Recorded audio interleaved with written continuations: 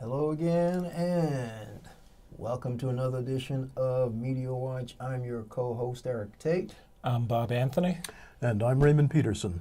Brought to you by the good graces of Manhattan Neighborhood Network and EVT Educational Productions. And per usual, we're going to pre-tape before our next Monday air. So what we think will be in the news or not in the news, but needing assessment, we'll try to jump into. And where do we want to start? Well, Trump, I hate saying it, but he always gives us so much grist to start with. So, I mean, we can basically start. Trumpism, fake news, which way do you want to go and where do we jump to? Listen, there's so many things going on with this guy. I mean, we could. Let's start with the fake news award. You want to start with that? Okay, sure. The fake news award. So we'll lead off with that. Never materialized. I didn't see anything. I mean, was there a ceremony? I'll be perfectly honest with you. I was out of town. I did not try to do any, let's see what's going on in the news. I actually didn't pay any attention to it. Got off the web, whatsoever. but I did get a couple of calls from our good resource person, Pearl Duncan, and she hit me to the fact that the fake news people, some of the journalists who theoretically had been doing their job all along were expecting to be named in the fake news stuff, and some of the journalists who may not have been doing their job all along evidently seemed to want to be on this, and so they were trying at the last minute to work their way up to the list.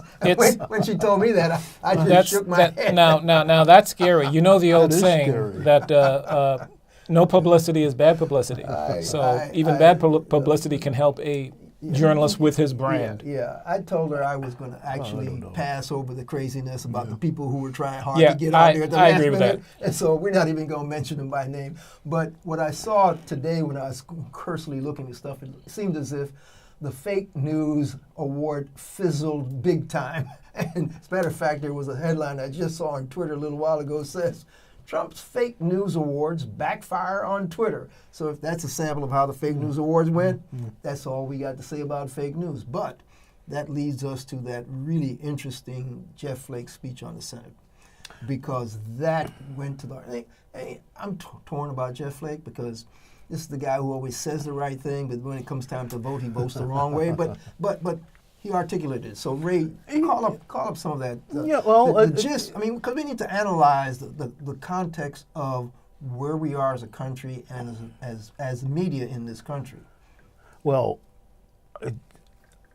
first of all, one of the major things that Jeff Flake said, and it's the beginning of it's the head on the article here in the Washington Post. Our democracy will not last. Now he's comparing Donald Trump to Stalin. Joseph Stalin. Yes, Joseph Stalin of Russia, Soviet Union, yes. And I'm kind of surprised that he came out this strongly. I read the annotated speech after you sent me the link, and the bottom line is Jeff Flake basically said the number one enemy of the people is not the media, it's the autocrat want-to-be who keeps assaulting the media.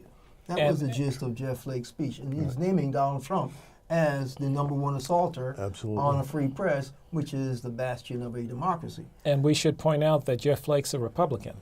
And he's excoriating his leader, his party leader. But if you remember, during the campaign, those two went at it, Flake and Trump. So this is not a new. The animosity between the two isn't anything new.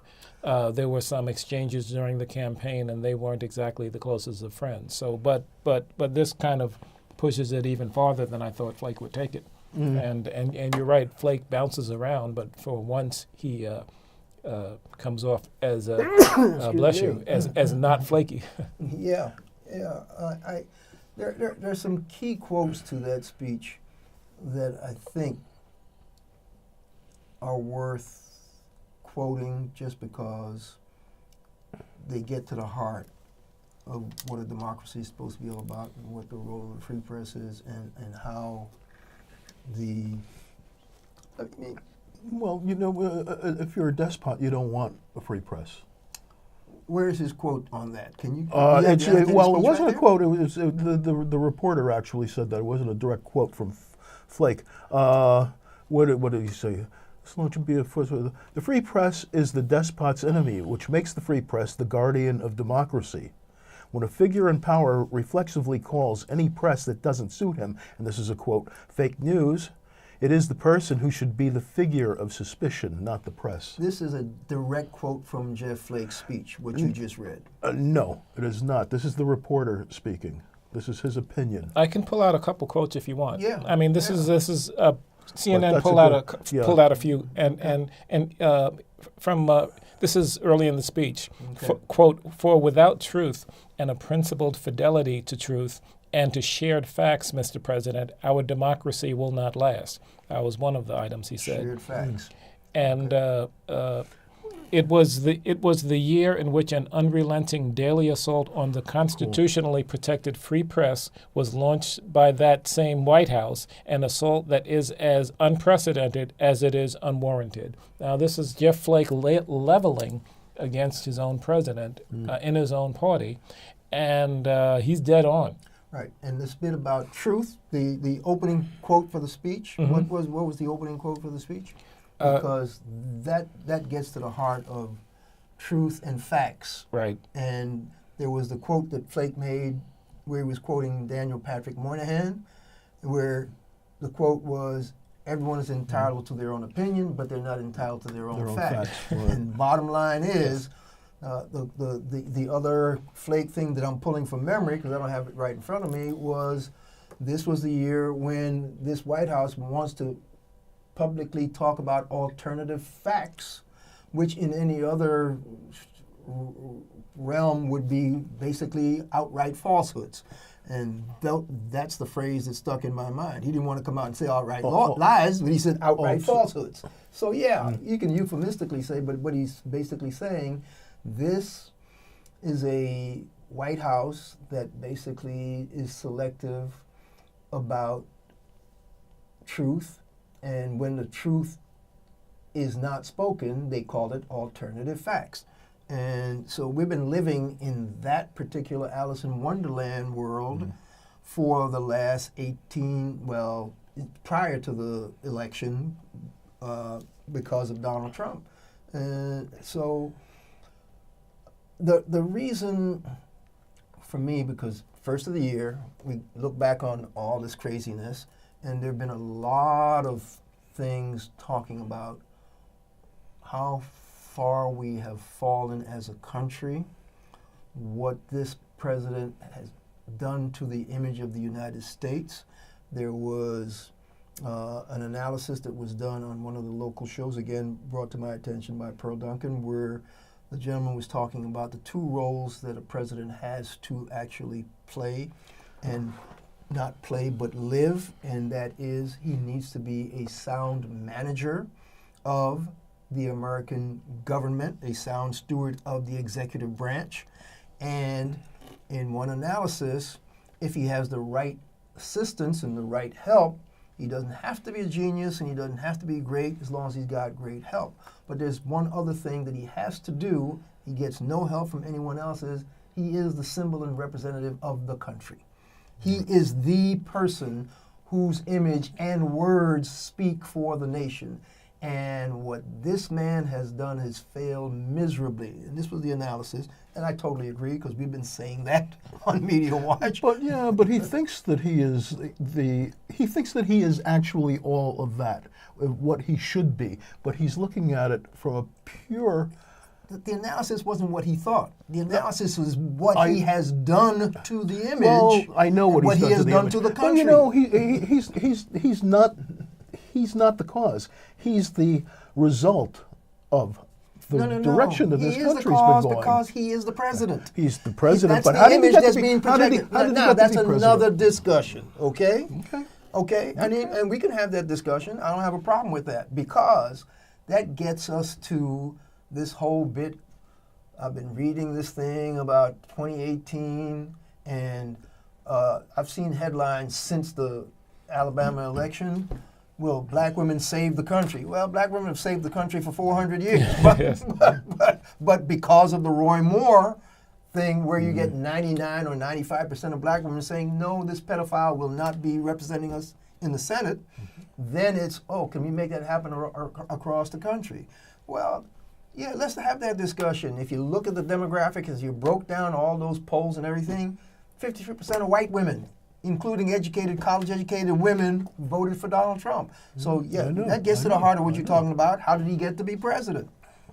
But Trump basically lifted that rock where and all those things crawled out from under it. I mean, of course, he had a solid base to begin with, but the little bit of it that tipped the scale was the bit that crawled out from under. Solid base. Well, define that solid base and let people know what that solid base represents. Well, the solid base is people who want to turn back the clock. Okay. People who don't want the progressive policies that Obama started, and definitely that Hillary was talking about. Yeah, the base.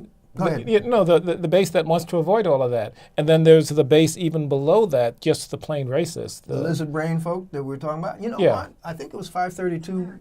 I think it was the 532 people who said that when you broke everything down, there is, whether it's dissatisfaction, whether it's economic, whether if you factor everything, it still boils down to race. 538, but you're right. 538. Yeah. Okay. Yeah. They made the analysis. Yes, and we factored dealt all with it out. here. Okay. Yeah, we've talked about it.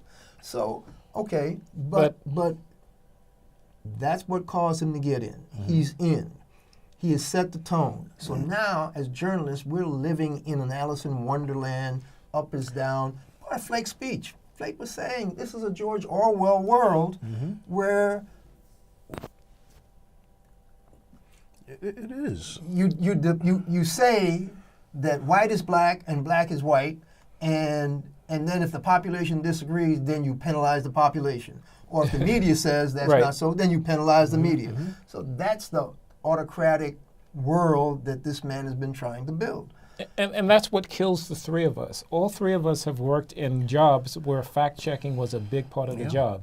I mean, in the newspaper, if I got something wrong, wow, I heard it from the managing editor. I'd get a note in my box, how did this happen? Don't let it happen again. It's all because, you and I, we all work in jobs where we're double-checking, triple-checking, getting the second and third source of a fact was part of our job. And then we see this president throwing things out with no foundation, and even I, as the lowly copy editor that I am, can see right through it. But a lot of the public can't, and it kills people like you and I when we see this volley of this torrent of BS coming at us, yet a lot of people are willing to take that cake and eat it. So what I'm talking about, that this man's setting the tone, what I've noticed, and Raymond, you probably got an example that we can actually go to, which will get us to Cory Booker, in that there's a playbook that Donald Trump uses all the time. Supposedly has the media confused, where he agrees with this person, like that meeting he just had a week and a half ago in the White House with the joint members of Congress, where he says, oh, let's talk about what we're going to do about immigration, blah, blah. And I think Dianne Feinstein said, yeah, well, we want to do something that's going to give us X, Y, and Z and make sure we get this dream bill through and blah, blah. He said, yeah, great idea. We need to do that. And the Republican guy over here says, yeah, but that's going to take us off the playbook that we said we were going to do, blah, blah, blah, blah. He says, oh, yeah, you're right. We have to do that. So now, if we hadn't seen that, basically, people have said, but the president said this. And then they say, oh, yeah, but the president said that. And they say, yeah, but this guy talks out of both sides of his mouth all the time. Now, sometimes he does it because he forgets what he said to one person and forget that he said the opposite to somebody else. That's precisely what was said this morning on the radio on WINS. Here's the point, which is why people say there's something wrong with him mentally, because he forgets that easily, that quickly. But then when people bring it to his attention so that he has to actually look at it, cognitively recognize it, he then goes, yeah, but I didn't say that. Okay? All right, so now we've also seen examples of that.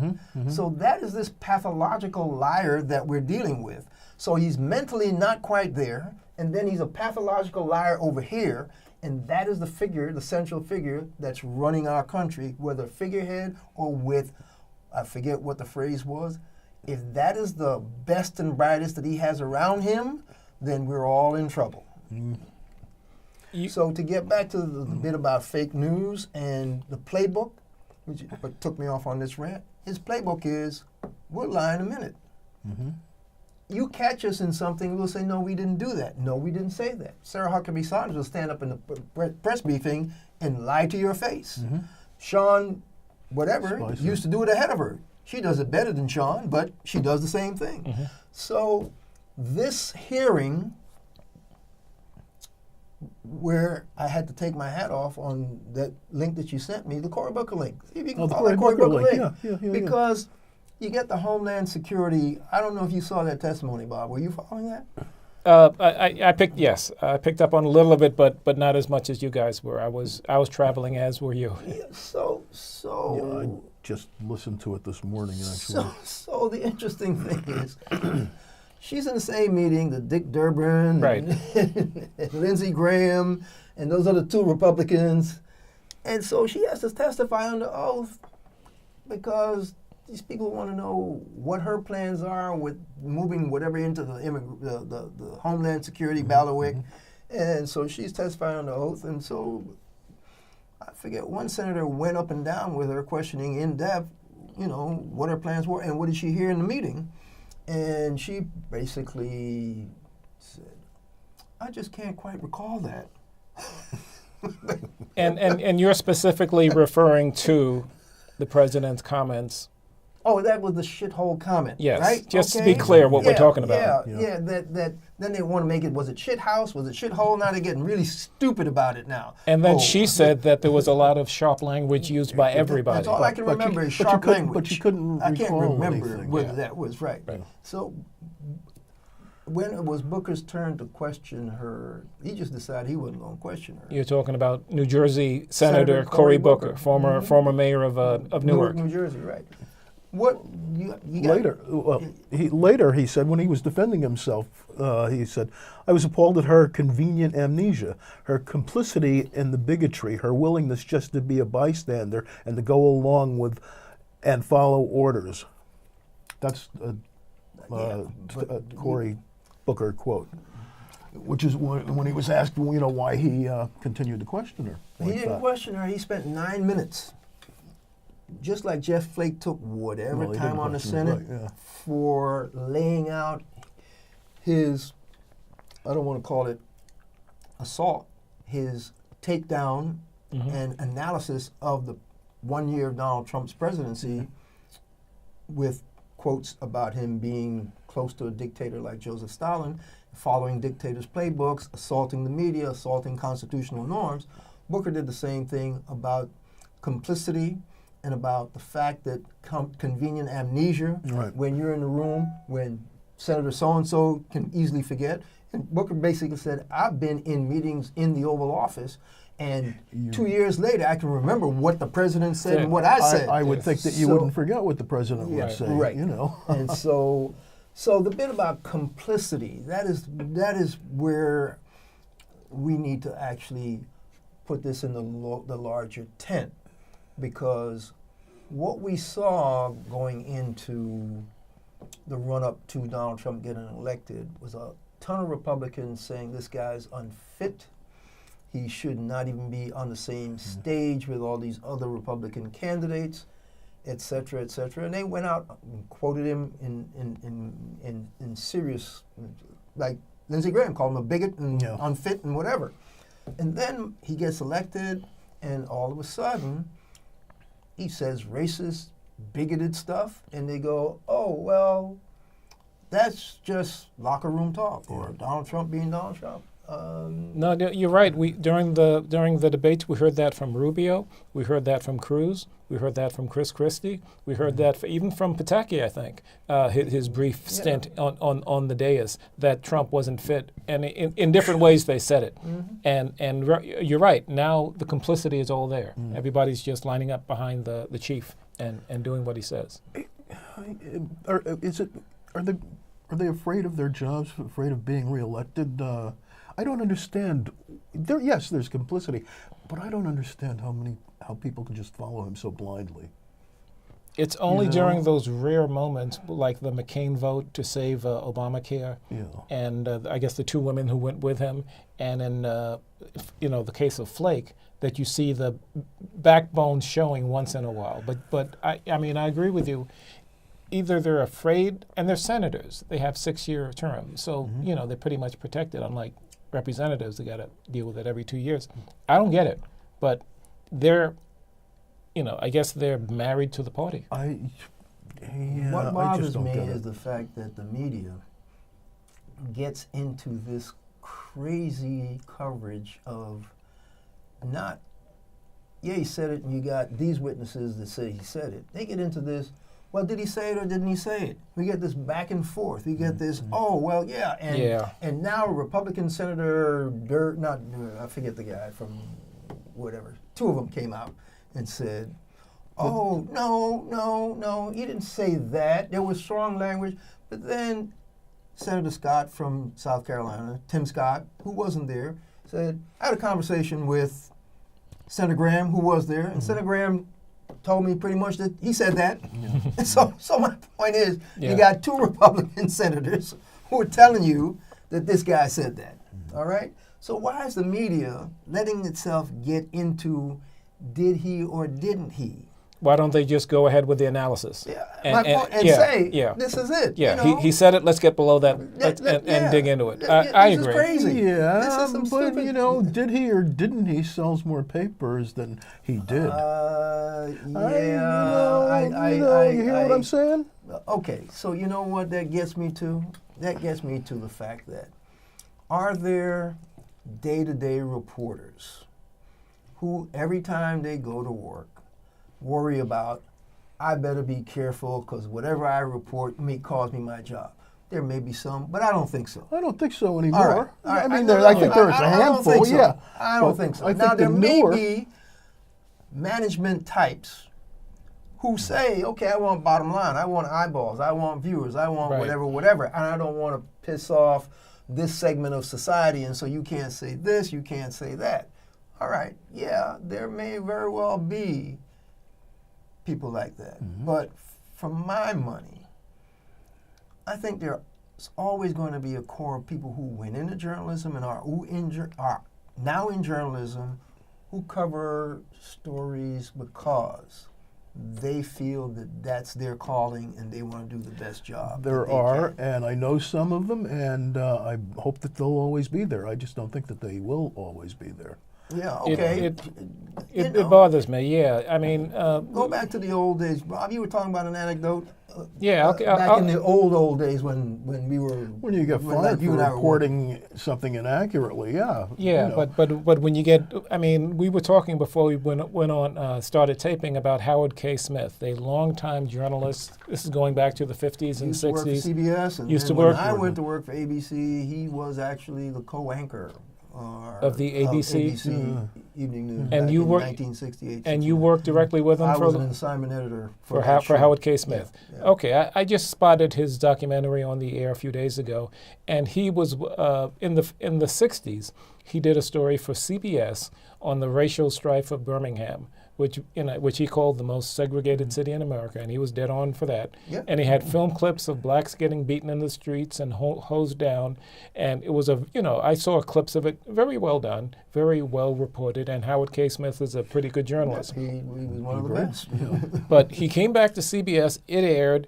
The folks in Birmingham were so miffed about the program. It got back to CBS president Bill Paley. Bill Paley. And above everything else, he looks at the bottom line. He was like the owner, big shareholder, and whatever. And he was his company. He crafted CBS into what it was. It was his company, his money maker. And yeah. Bottom line. Yeah. And finally, at the end of the day, he fired Howard K. Smith because not only was the folks in Birmingham upset, but the Birmingham station disaffiliated with CBS over that program and other reporting. And even though Howard K. Smith was one of Edward R. Murrow's close-in boys.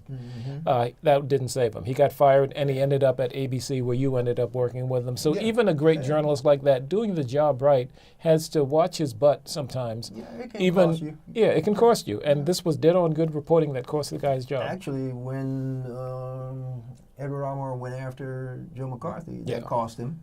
Oh, yeah. Today, everybody looks back and say, what a great job. He did a fantastic, what a courageous guy. Guess what? CBS basically tabled his high profile. And because they were losing advertisers hand over fist. Right. So, people understand that it takes guts and it's a big risk to speak truth to power. Right. Journalists have known it. There's certain decisions you have to make. I had to make a decision one time in an ABC newsroom not to yank a reporter from a place where I convinced my manager to send him, okay? And he said, get him out, because it didn't happen. I convinced him to put Ted Koppel in Bangladesh before it was Bangladesh. And he was there doing all these background reports, doing outstanding background reports, and ABC was putting this stuff on the air. But it was coming out of the budget of the news manager, and not the shows that were getting the reports. And when what I predicted hadn't transpired in the 4 days that he was in there, I said, get him out. Right. And I kept stalling and he was looking at the checkbook. And then when he came in one day and thought, you better get him out of there or else. And I knew what the or else meant. Fortunately, guess what? Explosion, Bangladesh became Bangladesh because the revolution took, and he was inside. Right. And so guess what? And had the background to report it. And he had a 1 week scoop on those folk because like I said, once that breaks, you're not getting in. Right. And he was right. And he understood I was right. That's why he put him in. And then when it didn't break right away, he said, get him out. And I said, no, you can't do it. So you got to run risks. You do. But people do. And in this climate, like Jim Acosta, okay? That's another story. I don't know how much time we got. We have about a minute and 15 seconds. Jim Acosta, the CNN White House correspondent, and after this whole stuff broke, he's there trying to get this guy to admit. He's asking him, are you a racist? Are you a racist? And he couldn't do the follow-up because Trump goes, get out. Right. All right? Tossed out of the Have we identified Oval Acosta Office, correct? as the CNN reporter? Right. I don't know that we said Jim Acosta, No. CNN. CNN, right. Yeah, CNN White House reporter. He's a bulldog. I mean, the interesting thing is, I'm reading the New York Post report account of that, and it's all on Mr. Totally aggressive, progressive leftist reporter Jim Acosta. This is the New York Post reporting about this incident of the White House throwing out a correspondent. Now they're going to put the onus on the guy who's trying to get an answer to some tough questions. 25 seconds. So, you know what? Folks, we could do this nonstop because this White House is really bad for journalists. But this has been Media Watch. I'm your co-host, Eric Tait. I'm Bob Anthony. And I'm Raymond Peterson. And catch us on YouTube. Media Watch EVT. And we'll catch you the next time.